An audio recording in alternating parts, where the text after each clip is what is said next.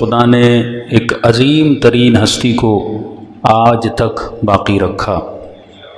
فرمایا بقیت اللہ خیر لکم، ایک ایسا وجود ہے جسے خدا نے آج تک باقی رکھا۔ یہ وجود باعث خیر ہے، یہ وجود تمہاری زندگیوں میں برکتیں لائے گا، لیکن اللہ نے ایک شرط لگا دی، ان کنتم مؤمنین، جب تک تو مؤمن نہیں بن جاتا۔ یعنی نبی اور ولی کا وجود بھی ہمیں تبھی فائدہ دیتا ہے جب بندہ کیا بن جائے؟ مؤمن بن جائے۔ تو یہ مجلسوں کا مقصد یہی ہے کہ انسان اپنے ایمان میں آ کر اضافہ کرے۔ شرط ایمان جب تک پوری نہیں ہوتی تب تک امام کا وجود بھی ہمیں فائدہ نہیں دیتا۔ میں نے کل رسول خدا کی حدیث آپ کی خدمت میں رکھی کہ فرماتے ہیں آخری زمانے میں میرے آخری بیٹے کا صحیح انتظار کرنے والے، آخری زمانے میں میرے بیٹے کا صحیح انتظار کرنے والوں کا مقام وہی ہے جو جنگ بدر اور جنگ احد میں شہداء کا مقام تھا۔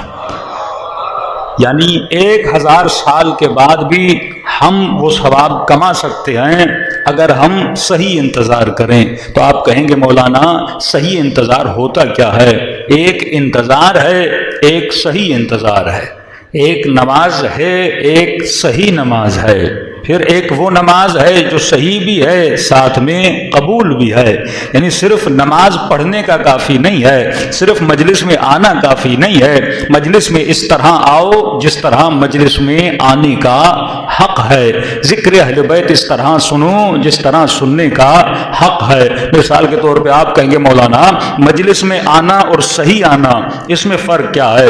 ایک مرتبہ مومن گھر سے اٹھتا ہے سیدھا مجلس میں آ جاتا ہے، وضو نہیں کرتا، لباس کا خیال نہیں کرتا کہ مجلس آ رہا ہوں یہ لباس پاک و پاکیزہ بھی ہے کہ نہیں ہے، وضو کر کے جا رہا ہوں کہ نہیں جا رہا۔ ایک آمادگی ہوتی ہے، ایک تیاری ہوتی ہے۔ جب تو مہمانی پہ جاتا ہے، جب کوئی ہماری دعوت کرتا ہے، کیا تو تیار نہیں ہوتا؟ کیا بالوں کو کنگھی نہیں دیتا؟ کیا کپڑوں کو خوشبو نہیں لگاتا؟ کیا صاف کپڑے نہیں پہنتا؟ جب آفس میں اپنے پہلی میٹنگ میں اپنے باس کے پاس جاتے ہو جاب کے انٹرویو کے لیے، ایسے ہی گھر سے اٹھ کے چلے آتے ہو؟ تو جس طرح ایک جاب کے انٹرویو کی ویلیو ہے، جس طرح کسی کے گھر میں مہمان بننے جاتے ہو اس کی ایک اہمیت ہوتی ہے، بالکل اسی طرح جب مجلس حسین میں آتے ہو اس کی بھی اہمیت ہے۔ وہاں دنیا داروں کی محفل میں جاتے ہو، وہاں وہ تیرے میزباں ہوتے ہیں، لیکن مجلس حسین میں تیری میزبانی حسین ابن علی کرتے ہیں۔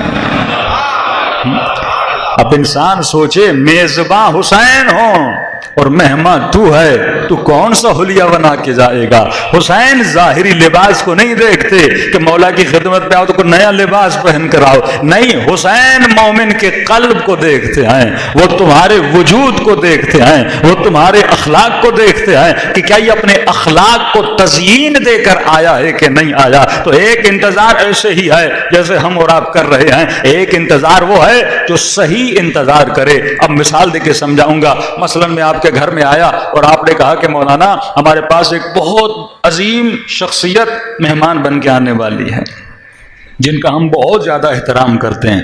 ہم نے کہا اچھا، کہ بہت عالی شخصیت ہے، ہفتے سے اس کا انتظار کر رہے ہیں اور ہم نے ان کی تیاریاں پوری کر لی ہیں۔ میں کہوں گا اچھا چلو میں تھوڑی دیر آپ کا گھر تو دیکھ لوں، آپ نے تیاری کیا کی ہے۔ ایک مرتبہ آپ کے کمرے میں آیا، وہاں کچرا پڑا ہوا تھا۔ دوسرے کمرے میں گیا، وہاں بلی کی نجاست پڑی تھی۔ ہم نے کہا چلو دیکھ لیں کھانا بھی بنایا ہے کہ نہیں بنایا۔ کچن میں آیا، برتن بھی میلے، نہ کوئی کھانا، نہ کوئی مٹھائی، نہ کوئی سفرہ، نہ کوئی صفائی۔ تو میں کہوں گا یہ آپ کیسا انتظار کر رہے ہو؟ یہ تو بے حرمتی ہے، اسے انتظار نہیں کہتے۔ اگر بڑے سے بڑے مہمان کا انتظار ہے تو کمرہ سجایا جاتا ہے، بستر صاف کیا جاتا ہے، گھر کو صاف کیا جاتا ہے، 4 اچھے کھانے ان کے لیے بنائے جاتے ہیں۔ بہت زیادہ بہت اللہ عالم ہو، مثلاً پھول نچھاور کیے جاتے ہیں، اچھے طریقے سے انتظار کیا جاتا ہے۔ آج ہر مومن کہہ رہا ہے میں امام زمانہ کا انتظار کر رہا ہوں، ہر خاتون یہ کہہ رہی ہے میں امام زمانہ کا انتظار کر رہی ہوں۔ تو سوال یہ ہے اگر تو امام زمانہ کا انتظار کر رہے ہو، مولا فرماتے ہیں میں مومنوں کے گھروں میں آنا چاہتا ہوں۔ مولا کون سے گھر ہیں جس میں آپ آنا چاہتے ہیں؟ کہ رضویہ سوسائٹی کے گھر ہیں یا کہ شیعہ یہی گھر ہیں جو دیواروں کے بنے ہوئے؟ فرمایا نہیں، ہم کن گھروں میں آتے ہیں مولا کس گھر میں آپ آتے ہیں؟ فرمایا